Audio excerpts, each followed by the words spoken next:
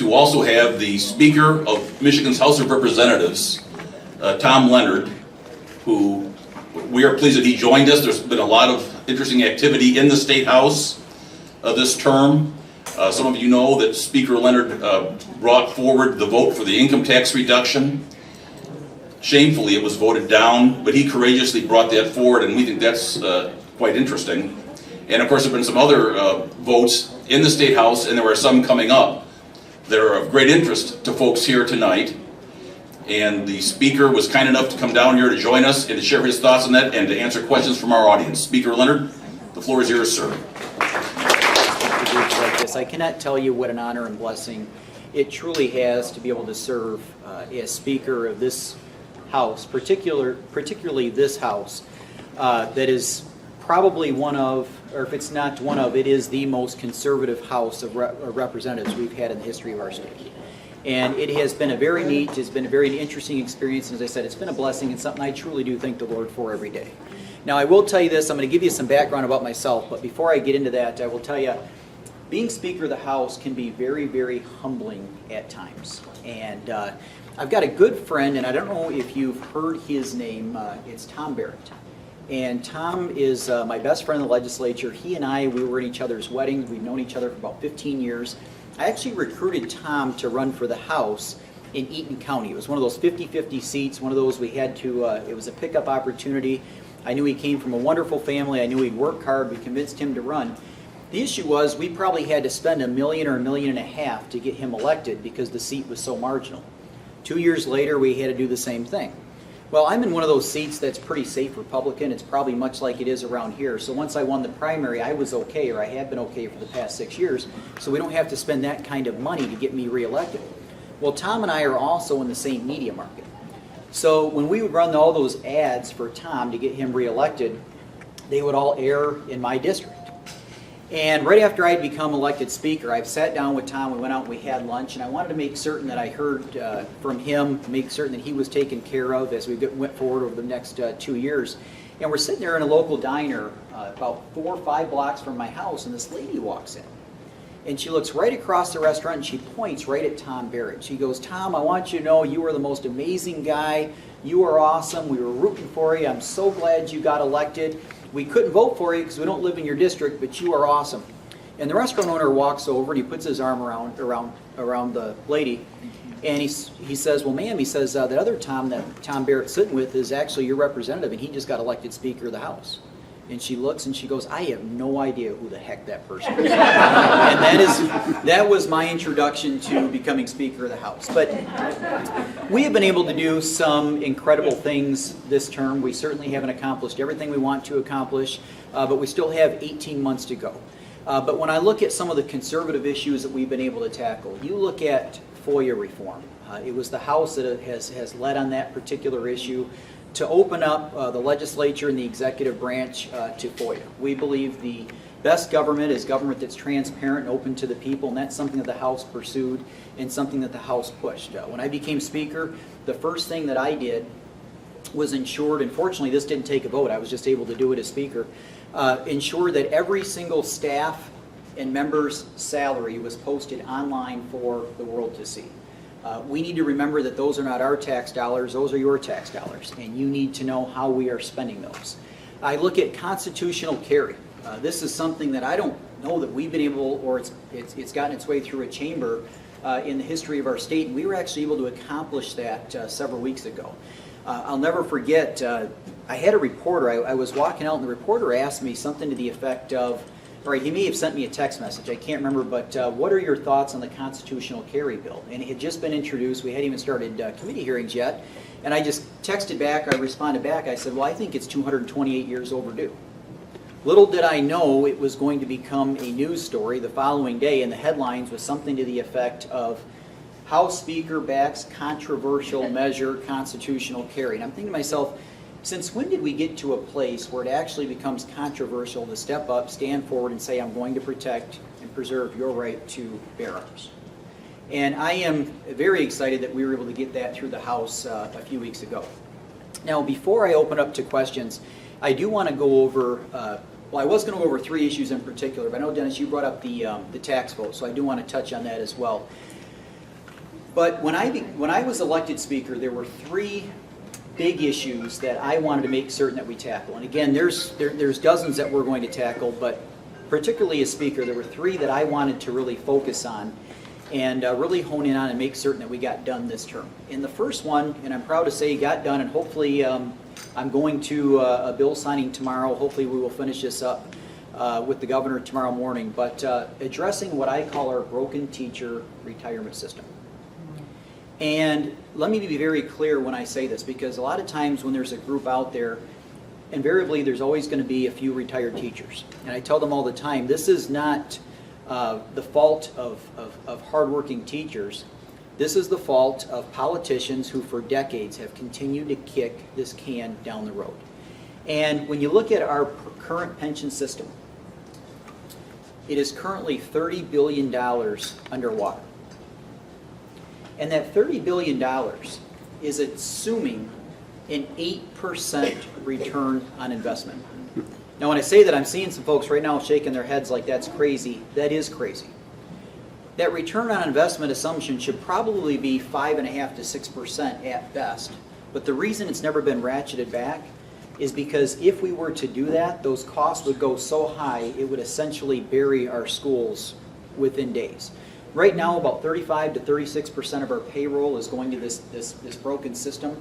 If you were to roll back that 8% to 5.5%, I believe those numbers would go to 52 or 53%. So more than half of our local schools' payroll going to this pension system. So a couple months ago, we decided we were going to tackle this issue. We said, let's stop digging the hole. We cannot continue to add debt onto the backs of our children and our grandchildren.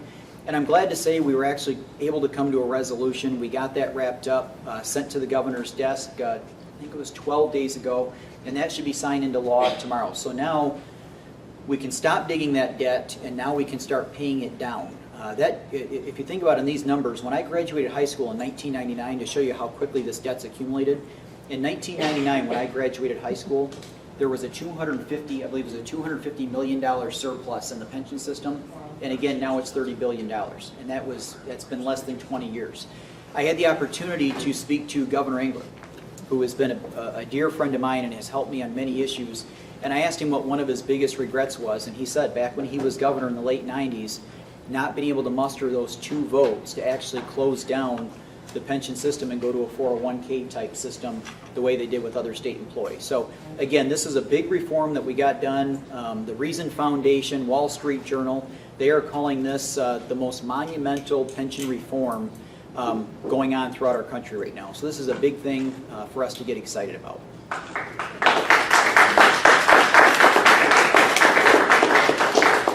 Second, and I don't know how well I represent a rural area. It's not suburban like this one, but I will tell you something that's a huge issue for our state, and I think a lot of folks are really starting to understand this right now, is skilled trades. We've got thousands of jobs right now that are currently not filled. Electricians, pipe fitters, carpenters, mechanics, you name it, the list goes on. And I always remind folks of the story. I remember sitting down with Jim Byron. He is the president of the Michigan Agribusiness Association. And I remember him telling me the story of one of his association members that had 2 job postings. One was for a computer programmer, required a 4-year degree, was going to pay $35,000 a year, full health benefits. And this person had about 100 people apply for the position. The same association member had a job posting for a welder that required the welding certification. The salary was going to be double with the same health benefits, and they only had 2 people apply.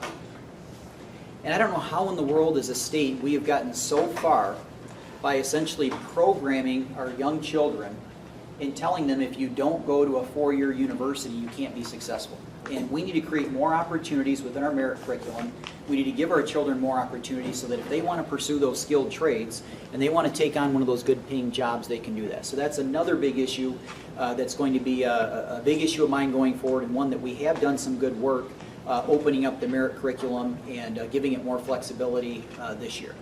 And then the last one, and you're going to start to see some more on this probably next week. I just met with some members to put together a task force, and one that's probably going to be a very difficult issue to tackle. And I tell folks all the time when we start discussing these issues, I would much rather under-promise and over-deliver versus over-promising and under-delivering on an issue. And this is one that if we do make some progress, it's probably going to be nothing more than a few raindrops in the ocean. But I think we need to get the conversation started and we need to move forward. And that is addressing our broken mental health system. This came to light to me back in 2007. I'm getting my years, trying to get my years straight here. I graduated law school and I became the the clerk for the probate judge in Genesee County. Her name's Jenny Barkey, and she started the pilot program for mental health courts here in the state of Michigan. And I'll be the first to tell you, when I saw her conduct her first mental health court, I went back into her chambers and I said, Judge, this thing is going to be a colossal failure. It will never work. It has no hope. And I've been one of the proudest people in the world to say I was dead wrong when I told her it was going to fail. I talk to her probably every 5 or 6 weeks. She's got 90 people in her mental health court right now with about a 90% success rate. And these are folks that are out looking for jobs, completing their GEDs, but most importantly, they are on their medication. And people that are getting help every single week. And when you look at our prison budget, we spend about, or our corrections budget, we spend about $2 billion per year on corrections. But what a lot of folks don't know, and what a lot of folks don't talk about is this. At least a quarter of our prison population suffers from some type of mental illness. And when they do, those costs go from about $38,000 a year to about $110,000 a year. Think of the cost savings we would have going forward if we could address this system, if we could get people the help they need before they're going out and committing that heinous crime. And again, as I said, this is going to be one of those that there's no way we're going to resolve this in the next 18 months, but we have got to get the conversation started. Our policy staff has been working diligently, and we will be appointing a work group here very soon to try to tackle this issue. Now, I do want to mention the income tax vote that was put up back in February. And you know, I've told people, they've said, what has been the most surprising or shocking thing since being Speaker of the House? And I said, you know, probably the most surprising thing that I've seen or I've endured this year is not understanding how difficult it would be to get Republicans to want to cut taxes. We came right out with House Bill 4001, which was the first bill that we introduced as a House.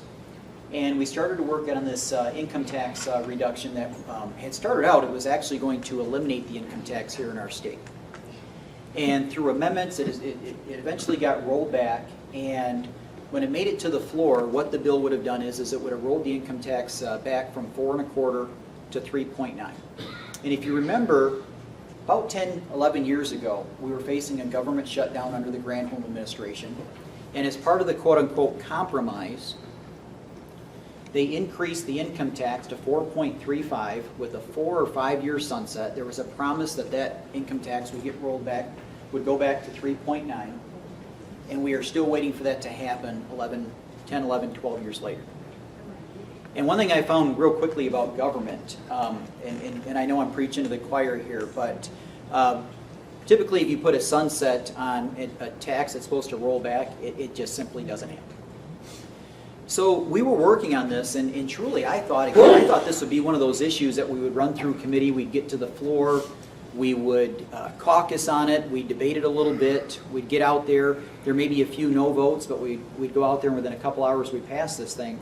I never dreamt in a million years that we'd be on the House floor for probably 18, 19 hours that day trying to muster the votes to get this thing passed.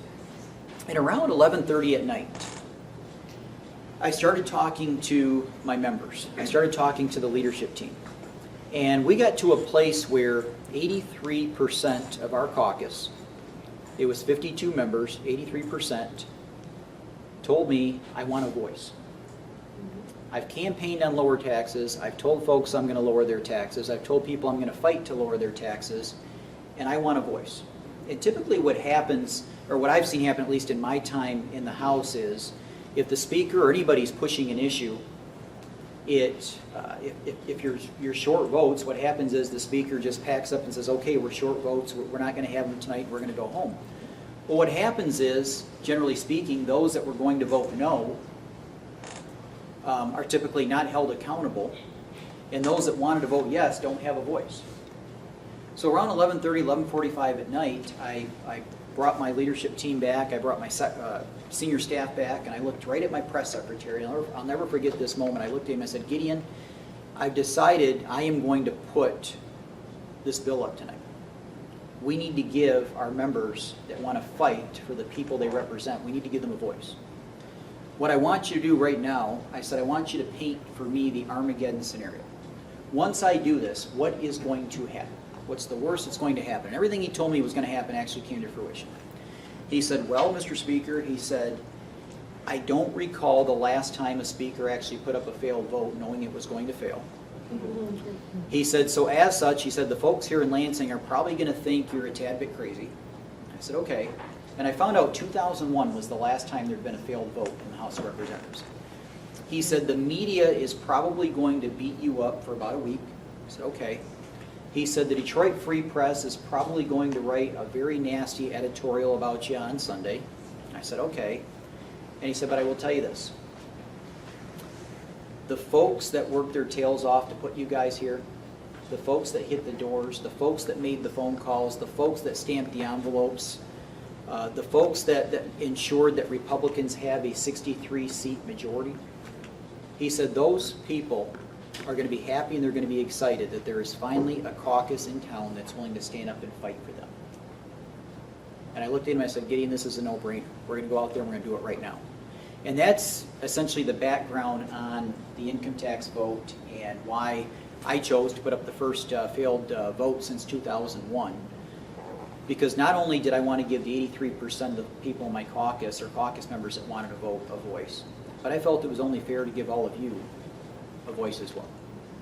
So with that, I will take any questions that you guys may have about legislation that we have worked on or will be working on. Let's go over here, sir. And I'm sorry, your name? Michael Ryan. Michael, nice to meet you. I have kind of two questions more about tax fairness. I assume that you know that unincorporated business owners have to pay state tax on what would usually be the employer's part of their Social Security tax. And that hasn't changed no matter what the rate is. And then also I heard that Foxconn Better Jobs Bill, that they were going to, that Foxconn would be able to keep the money from the income tax be able to use for whatever reason is to promote jobs over other companies who might be doing that. So can you get an explanation of those two items? Yeah, I will go to the second one, but I'm sorry. Can you give me more clarification on the first one? I'm trying to better understand. If you incorporate or you're an employee, you know, you always a person who, if the IRS gives you the deduction for the half that would normally be the employer's portion of the Social Security Medicare tax. If you don't incorporate it, I incorporate it, so it doesn't really affect me, but I've heard other people have. If you don't incorporate it, you have to take your adjusted gross income, and you got to take that half of your Social Security and Medicare tax and put it back, because there's a separate page on the state tax form, and then you have to add that to your income so that you can get the privilege of paying probably 4.2% of that amount. Okay, And that hasn't changed in 20 years. Yeah, that first thing that you're mentioning, I can look into that. It sounds like it's more of a federal issue, and that's the first No, thing. it isn't. It's the IRS, you know, if you work for someone else, Okay, you pay 7.65%. right. And then the employer, you know, they call it the employer pays 7.65% for Social Security and Medicare. Correct. Okay, but if you're self-employed, you have to pay both ends of that. There's no employer. Yep, no, I know it's, yep. So Right. when you get to your federal return, they say, okay, the half part that normally the employer would be paying, you take that off. The state makes you put that back on. It's on the additions and subtractions sheet, Schedule 1. So, Okay. But they've never done anything about that, never heard any proposal about that. Is that just because they're too small a group and they usually go for Republican anyways? Yeah, because that's one, and if we can afterwards, I want to go to your second one. If we can afterwards, let's follow up, because I'd like to look more into that, because that's the first I've heard that particular issue on that particular tax issue, okay? I do that every year. But, what's that? I do that every year. Yeah. Okay. Thank goodness my company's at a loss, so I don't have to worry about it. Okay. I would have to worry about it if I Okay, did. I want to get more information for you before we leave, okay? But in terms of this, the tax capture with the business incentive in Foxconn, that actually went up for a vote today in the House. It did pass, I believe it was 71 to 30-something. I was one of those 30-something no votes, okay? This was something that I did not support. I let my caucus know I wouldn't support it. I let the governor know I wasn't going to support it. And I let the folks that were pushing this know that I was not going to support it. I had serious concerns about this bill for a couple reasons. One, right now in our budget, and I'd have to look, my numbers might be just a tad off, but I believe we had to budget $500 to $600 million this year just to pay off mega credits that we are still not, that we are currently not using, that were put into place about 15, 20 years ago and put on steroids, if you will, under the Granholm administration. And this is something that is absolutely eating alive at our budget, our general fund budget. But secondly, I've never been one, I don't like this idea when it comes to some of these bills, this picking winners and losers. And I had a friend of mine, he called because he's part of a coalition that was actually supporting this good jobs legislation. And he called me and he said, hey, I really want you to support this. And this is somebody that is really, really, really conservative, okay? And he said, he goes, I want you to support this. And I said, Mark, tell me why. And he said, well, you know, if we're incentivizing folks to come in here, you know, they're going to bring jobs here. It's going to be good for our state. And I said, well, Mark, let me ask you this. And he said, okay. I said, you've told me that it's very difficult for you to find employers, right? And he said, yes. He said, it's very difficult to find good workers. And I said, okay, what do you pay your guys? He said, oh, I would say 17, 21 bucks an hour. I said, okay. I said, what would you do? I said, you're a third generation business owner. You guys have been here for nearly 100 years. You've been working your tails off. You're paying your employees $17 to $21 an hour. $21 an hour. You built a great business. I said, what would you do if I voted for an incentive that would allow somebody from out of state to come here and park right next to you, and they were able to pay their employees $30 an hour because the state was essentially giving them $10 an hour and subsidizing them to do that.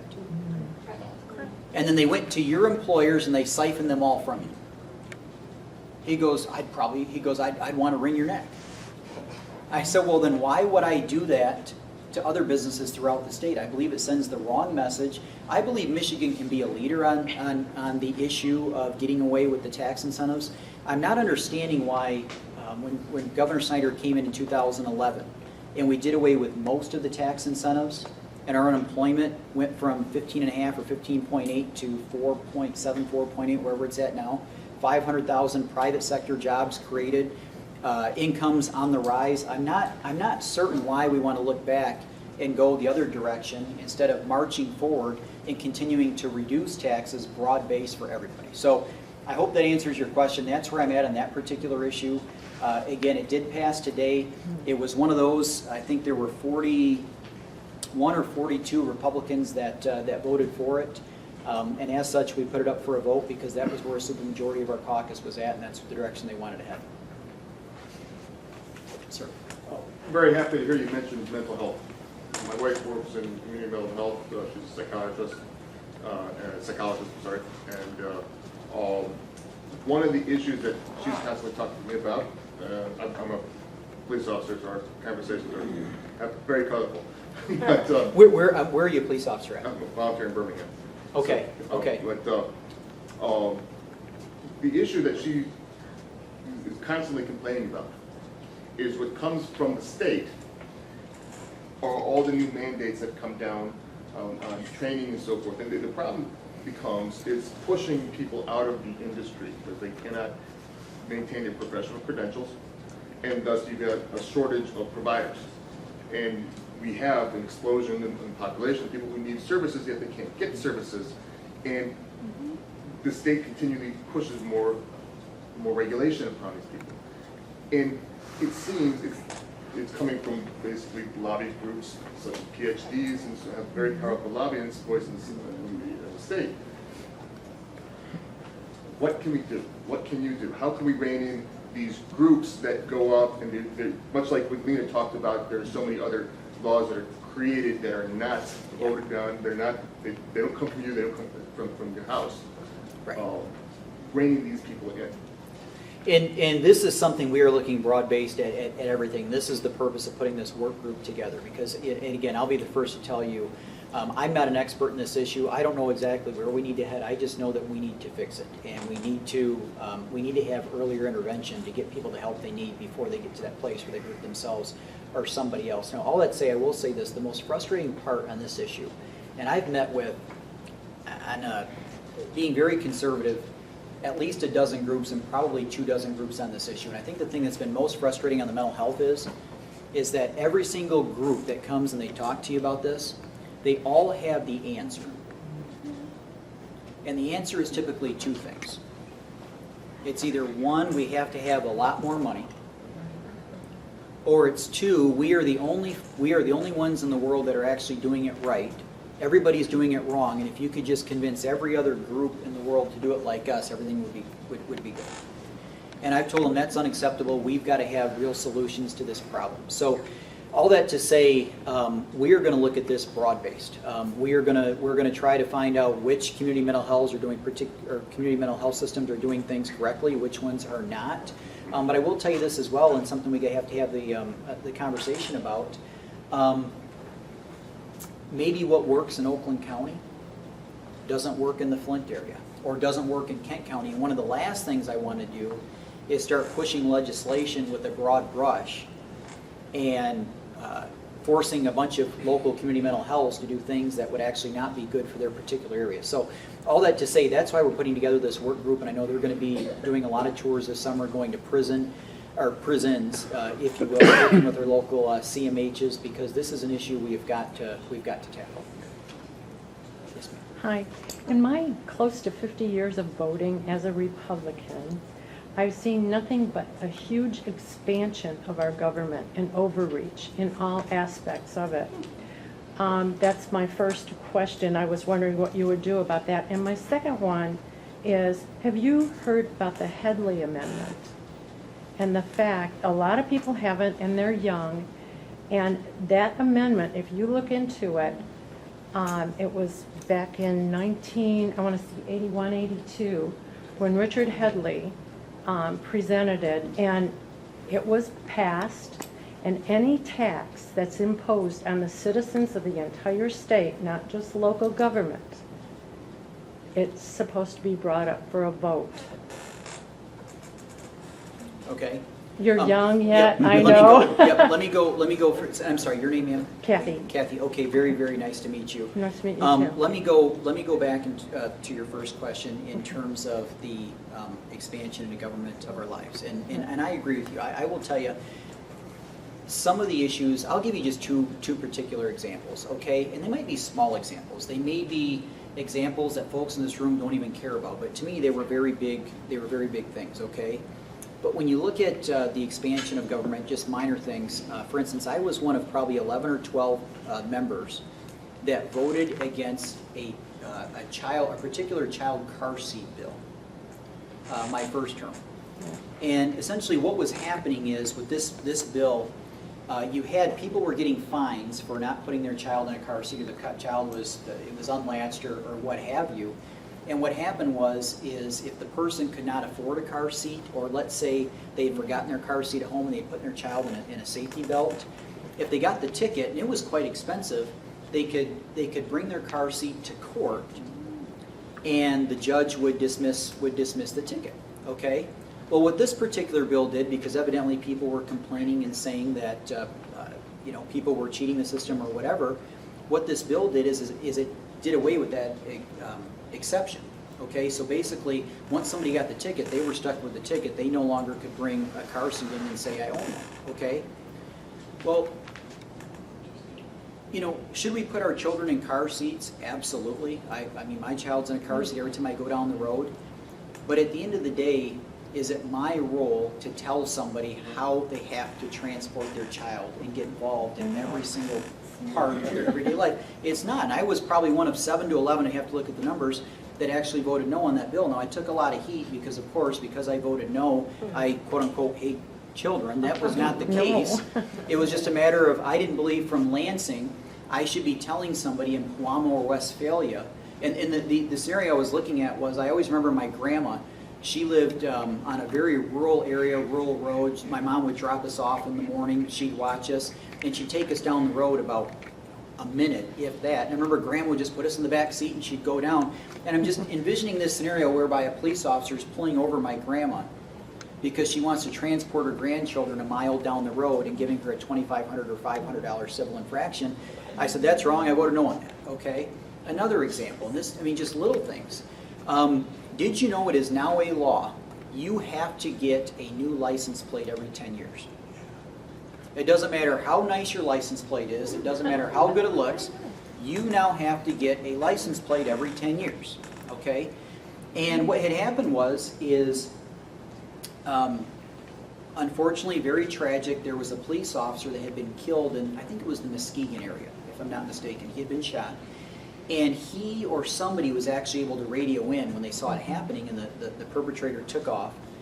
They were actually able to radio in and say, this is the person's plate number. Okay, so the person, whatever car they were driving, they had a really nice license plate in terms of being able to see it. Okay, so immediately this bill gets introduced, they're pushing this, and they were calling it a public safety issue, and we all had to have these new bright license plates because it was a public safety issue. Okay. Now, there was already a law in the books that said that if a police officer can't read your license plate because it's too dirty or it's too rusted out or what have you, they can write a ticket. And I found out what happened. Guess who was really pushing this legislation? License plate manufacturers. 3M. Does anybody know who 3M is? Oh, yeah. 3M is a painter, or it's a company that paints, okay?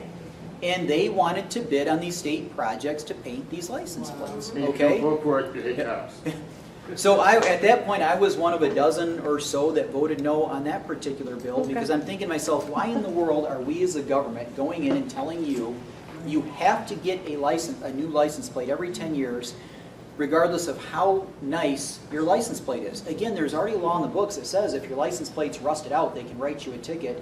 Why in the world are you going to take all the people with very nice license plates and make them get a new license plate, pay the government more money to get one because there's an outside company that wants to bid on painting them? Absolutely ridiculous. Those are just two examples. What I would say is we've got to stay on our legislators. We've got to keep pushing them. We've got to get the right folks elected because it's very difficult to stop when you don't have the numbers of folks that are in that type with that type of mindset or that type of thought in terms of how to proceed. Yeah, you had a follow up on that? Yes, I do. We need to stop the lobbyists because that seems to be the biggest disease in Lansing and in our federal government. This is what I would say, and I will respectfully, she had said that we need to stop the lobbyists. What I would say is this, and this may not be too popular to say, I would respectfully disagree. We need to elect people that have backbones that are willing to stand up to the lobbyists is what we need to do. And you think about this, when you talk about lobbyists, you've got Right to Life of Michigan. They have a lobbyist on the ground pushing for pro-life causes every day. You take the NRA, they've got lobbyists on the ground every day advocating for Second Amendment issues. So, you know, if you start getting it, there are a lot of lobbyists that actually advocate for issues that we in this room actually support and push or what have you. The issue is we've got to get officials that are willing to stand up and tell them no when they come to their office and they want something like that 3M bill I was talking about. My husband and I, we were lobbyists in Washington, D.C. for 4 years for small businesses. It was on Main Street America, and we worked from the franchise end of it. We were unpaid. We were given our room, board, things like that. We had nothing to give. We spent 4 years doing this. We visited 553 legislators, 535, I'm sorry. And do you know, we had not one that would help us because we had nothing to give. Every single one we visited, they'd shake our hands, stick their arm out and say, "You coming to my fundraiser tonight?" I'm telling you. And I will say this, and then I'll go to the next one, but I will say this. I do believe that we could stand to have certainly some lobby reform in the state in terms of transparency, in terms of what, right now, the honor system, if you will, is with the lobbyists if they take a legislator out for a meal or what have you. There ought to be dual reporting. The legislators ought to be more accountable. But one thing I'll say is this. When you look at issues, and a lot of times when you look at particular legislation, it has unintended consequences. And do you remember, my years are running together, but it was several years ago, McCain-Feingold passed lobby reform and campaign finance reform in D.C., okay? And everybody thought it was the greatest thing since sliced bread. Well, do you know, so under that lobby reform, okay, a lobbyist is not allowed to, if they were to buy a legislator, a congressman, or a staffer a 75-cent coffee, that would be a violation, okay? Well, that might sound good on its face, but I found out, guess what they're doing now in D.C.? So because they can't take them out and say, hey, let's go sit down at Big B and let's talk about this issue, or let's go to Tim Hortons and talk about this issue, what they do now is they take the legislator out, they go to dinner, they talk about the issue, 2, 3 hours, whatever it is. At the end of the dinner, the end of the night, the actual congressperson pays for the lobbyist dinner, and then the lobbyist later presents a $5, $10, $15, $20,000, whatever dollar it is, check, and they call that a fundraiser. Right. Now, if you want to talk about something that's really starting to mix issues and teeters on that line of just wrong, look at that. So that's an issue where they painted everything with a broad brush, and I think you had some unintended consequences that got much worse. So certainly there could be some lobby reform, but at the end of the day, we've got to have elected officials that are not afraid to tell, lobbyists know if they're lobbying on bad policy, but most importantly, legislators are not afraid to be accountable to the people that they represent. I mean, going back to the, not to get too far off here, going back to the tax vote, one of the things that we did when we were pushing that, we went and looked at all the websites of the dozen or so members that voted no on that particular bill, and I think 8 or 9 of them had actually campaigned on reducing the income tax.